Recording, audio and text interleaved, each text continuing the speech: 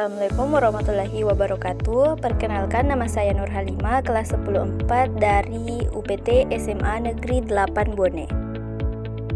Di video kali ini saya akan memaparkan 5 teori masuknya kebudayaan Hindu-Buddha ke Indonesia.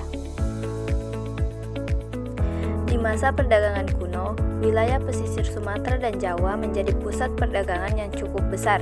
Banyak pedagang yang singgah baik dalam maupun luar negeri. Hal ini karena Indonesia terletak di antara dua benua dan dua samudra. Hal tersebut juga yang menyebabkan Indonesia menjadi daerah yang dilewati jalur perdagangan dan pelayaran internasional. Adanya perdagangan internasional yang terjadi di Indonesia, muncul beberapa teori mengenai proses masuknya budaya Hindu-Buddha ke Indonesia. 5 teori proses masuknya Hindu-Buddha ke Indonesia tersebut yaitu 1. Teori Waisya, 2. Teori Brahmana, 3. Teori Ksatria, 4. Teori arus balik, 5. Teori Sudra.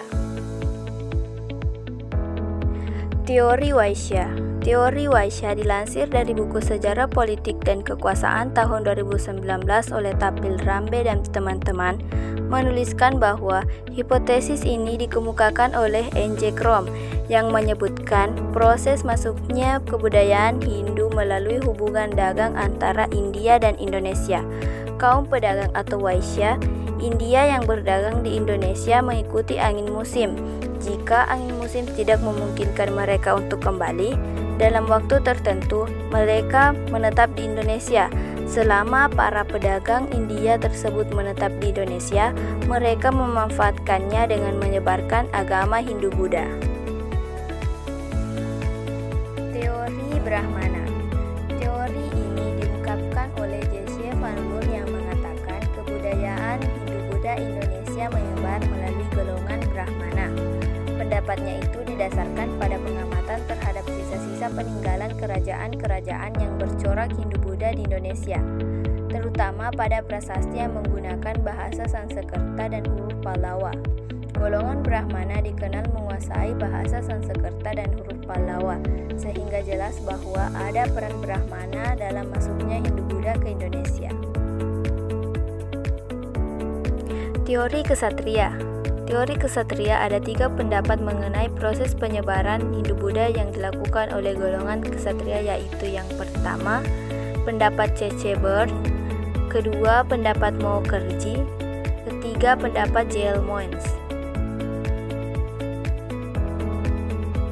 Pendapat C.C. Bird. C.C. Bird menjelaskan bahwa golongan Ksatria yang turut menyebarkan kebudayaan Hindu-Buddha di Indonesia. Para ksatria ini ada yang terlibat konflik dalam masalah perebutan kekuasaan di Indonesia. Bantuan yang diberikan oleh para ksatria ini sedikit banyak membantu kemenangan bagi salah satu kelompok atau suku di Indonesia yang bertikai. Sebagai hadiah atas kemenangannya itu, ada di antara mereka yang kemudian dinikahkan dengan salah satu putri dari kepala suku atau kelompok yang dibantunya. Dari perkawinannya itu, para ksatria dengan mudah menyebarkan tradisi Hindu-Buddha kepada keluarga yang dinikahinya tadi. Selanjutnya berkembanglah tradisi Hindu-Buddha dalam kerajaan di Indonesia. Pendapat Mukherjee. Pendapat Mukherjee sama seperti yang diungkapkan oleh C.C. Bird. Mukherjee juga mengatakan bahwa golongan ksatria dari India yang membawa pengaruh kebudayaan Hindu-Buddha ke Indonesia. Para ksatria ini selanjutnya membangun koloni-koloni yang berkembang menjadi sebuah kerajaan. Pendapat J.L. Moines. J.L. Moines mencoba menghubungkan proses terbentuknya kerajaan-kerajaan di Indonesia pada awal abad ke-5 dengan situasi yang terjadi di India pada abad yang sama. Ternyata sekitar abad ke-5 ada di antara para keluarga kerajaan di India Selatan melarikan diri ke Indonesia sewaktu kerajaannya mengalami kehancuran. Mereka itu kerajaan di Indonesia. Teori arus balik. Pendapat ini menjelaskan peran aktif dari orang-orang Indonesia yang mengembangkan kebudayaan Hindu-Buddha di Indonesia. Pendapat mengenai keaktifan orang-orang Indonesia ini diungkap oleh F.D.K. Bosch yang dikenal dengan teori arus balik.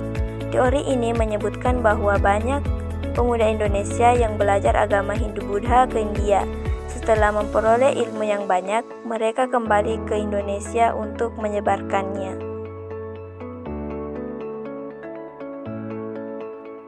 Teori Sudra. Teori ini disampaikan oleh von van Faber yang mengatakan bahwa peperangan yang terjadi di India pada saat itu menyebabkan golongan Sudra menjadi buangan.